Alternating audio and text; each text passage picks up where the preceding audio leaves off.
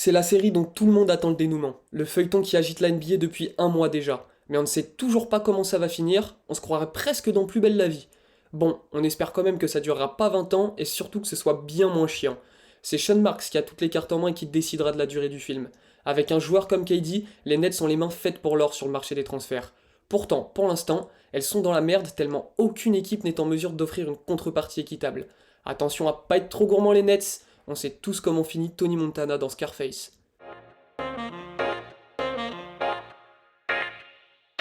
Defended by Simmons. Is this the dagger?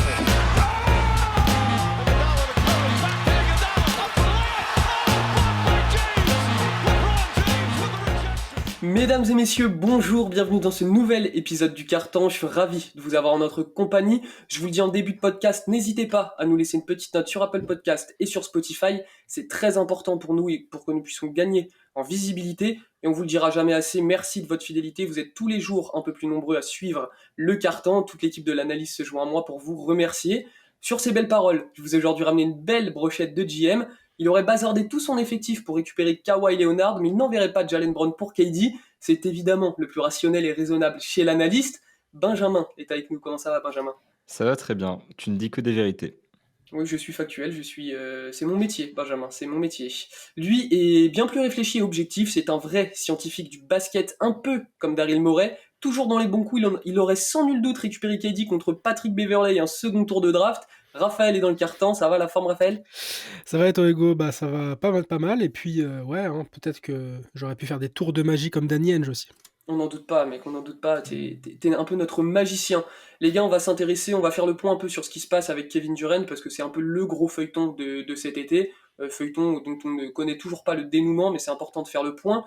Benjamin, pour commencer très simplement, très rapidement, on rappelle tout ce qui s'est passé avec Kevin Durant. Tout simplement, Kevin Durant a demandé son transfert il y a environ 4 semaines, et 4 semaines plus tard, donc c'est toujours un joueur des Nets. Et en l'occurrence, c'est peut-être le plus gros transfert de l'histoire de la NBA qui se prépare, parce qu'on parle d'une superstar à qui il reste 4 années de contrat, et donc les Nets restent patients, les Nets cherchent une contrepartie, discutent avec énormément d'équipes dans la ligue. Kevin Durant, lui, a l'intention de bouger, mais il fait pas de déclaration publique ni rien. Donc on est vraiment sur quelque chose qui se passe en interne et qui avance très lentement. Et les Nets cherchent une contrepartie historique pour faire avancer les choses.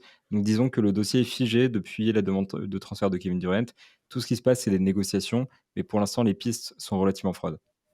Ouais, c'est un peu ça le gros du dossier, c'est vraiment la contrepartie XXL demandée par les Nets. Raphaël, je me tourne vers toi.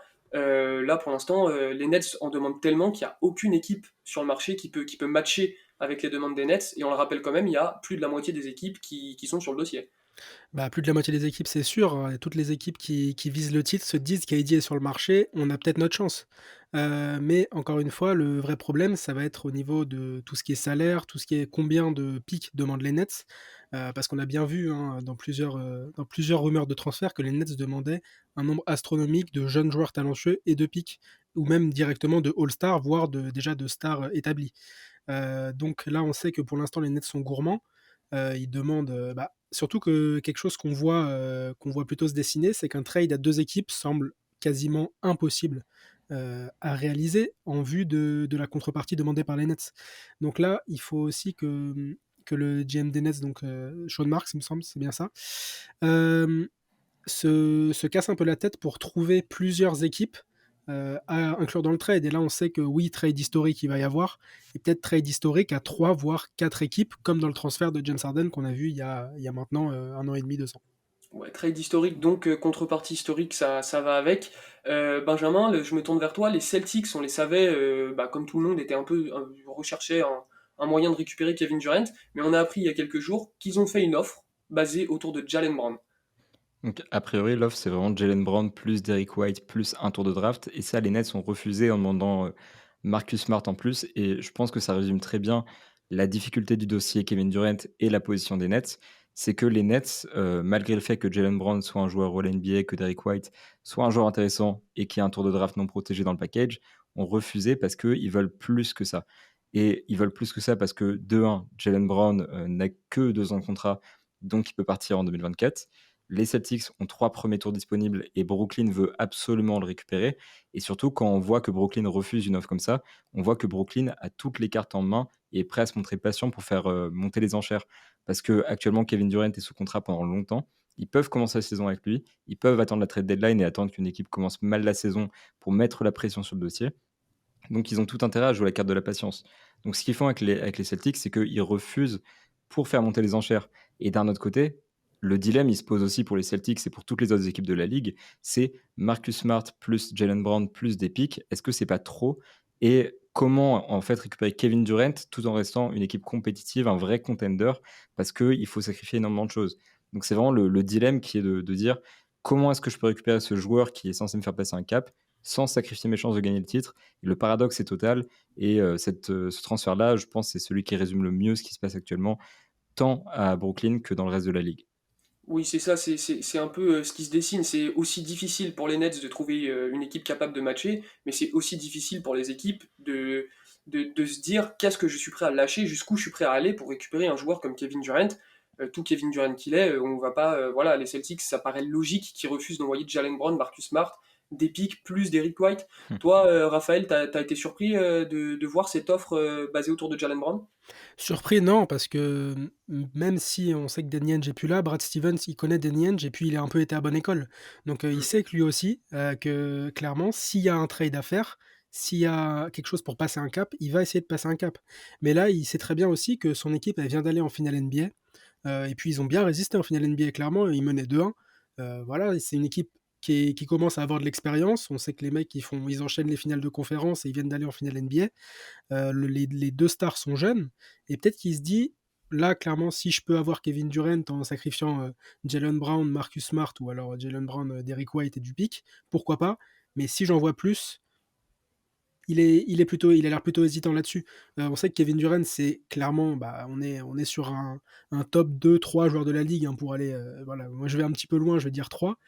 Euh, mais l'effectif actuel de Boston, c'est un effectif qui va en finale NBA, qui gagne l'Est. Donc se dire, est-ce que je vais tout péter pour gagner un titre? Mais voilà, après les Nets sont aussi assez gourmands là-dessus. Donc je pense que l'offre, elle est là. Elle va peut-être tenir, elle va peut-être augmenter, pas sûr. Mais clairement, c'est compliqué pour Boston d'envoyer beaucoup trop sans rester assez compétitif pour retourner en finale, par exemple. Oui, puis tu l'as dit, les Celtics, ils ont un effectif pour aller en finale NBA, ils ont fait les finales l'année dernière, et puis c'est surtout, faut pas oublier, ils se sont déjà renforcés cet été, ils ont quand même signé Malcolm Brogdon, qu'ils ont échangé, ils ont monté un trade avec les Pacers, ils l'ont récupéré gratuitement, hein, quasiment, hein, enfin, c'est le trade parfait, on avait justement fait un épisode là-dessus, donc est-ce que c'est judicieux de la part des Celtics de bazarder quelque chose qui marche bien, et donc tu sais que tu pourras t'appuyer dessus dès l'année prochaine, et que tu es un des favoris pour rejoindre les finales NBA, est-ce que ça vaut le coup d'envoyer tout pour récupérer KD?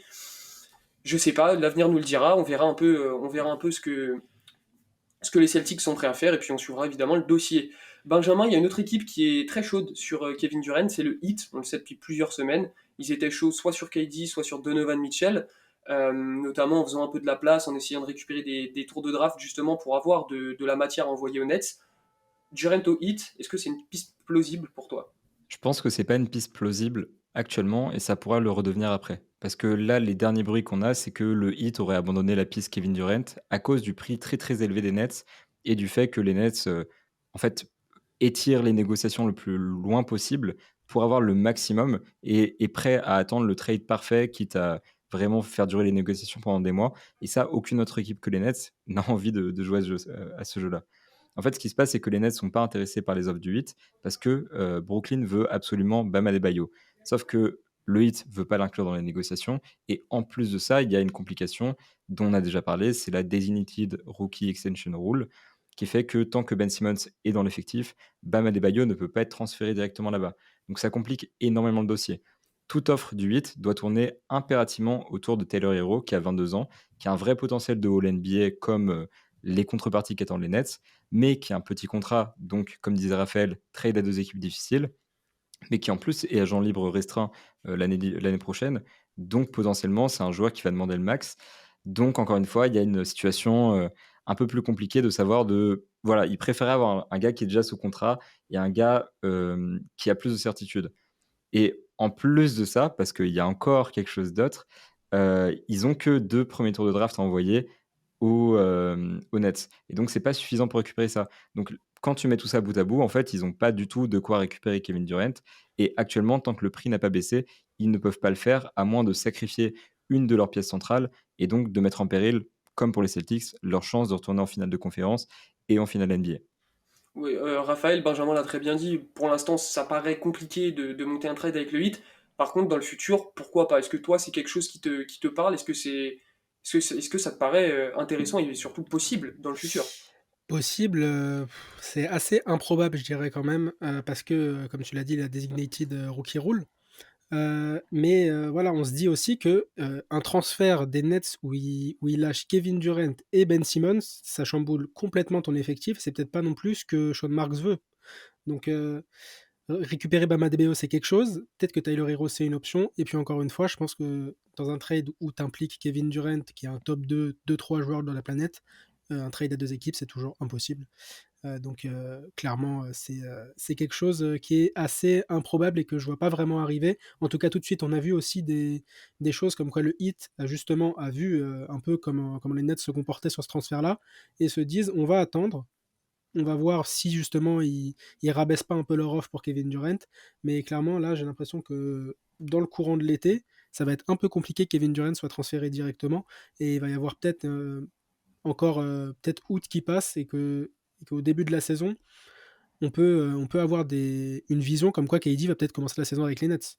Ah, il y a clairement un monde où KD ouais, commence sa saison avec les Nets. En tout cas, c'est vrai que c'est quand même très particulier cette situation. Enfin, c'est historique, c'est du jamais vu. Et donc, c'est très difficile à analyser, très difficile de prévoir ce qui va se passer, de prévoir ce qui ne peut pas se passer. C'est vraiment très particulier. Benjamin, pour finir, je me tourne vers toi. On l'a dit tout à l'heure, il y a plus de la moitié des équipes qui sont évidemment intéressées par un joueur comme Kevin Durant. Là, comme ça, est-ce que tu peux nous faire un petit listing des équipes qui pourraient et voilà, qui pourraient vraiment récupérer l'ailier? Bah, dans un premier temps, on avait pas mal d'équipes qui étaient, bien positionnées pour Kevin Durant. Je pense aux Suns, mais c'est plus possible. Les Pélicans sont pas mal positionnés parce qu'ils ont des tours de draft, dont celui des Lakers en 2025 à envoyer et donc ils ont, aussi Brandon Ingram potentiellement envoyé. Ils ont des vétérans, donc ils ont les assets, mais la question, c'est de savoir s'ils sont prêts à mettre Brandon Ingram et pour l'instant, les rumeurs, c'est que non, ils sont pas prêts à aller là. Donc en fait, les Pélicans, c'était vraiment une des principales destinations possibles et à part ça, éventuellement, il y a les Raptors et toute la question repose sur est-ce qu'ils sont prêts à mettre Scottie Barnes dans le package? Combien de tours de draft ils sont prêts à dépenser? Est-ce qu'on parle de Pascal Siakam dans le package ou pas?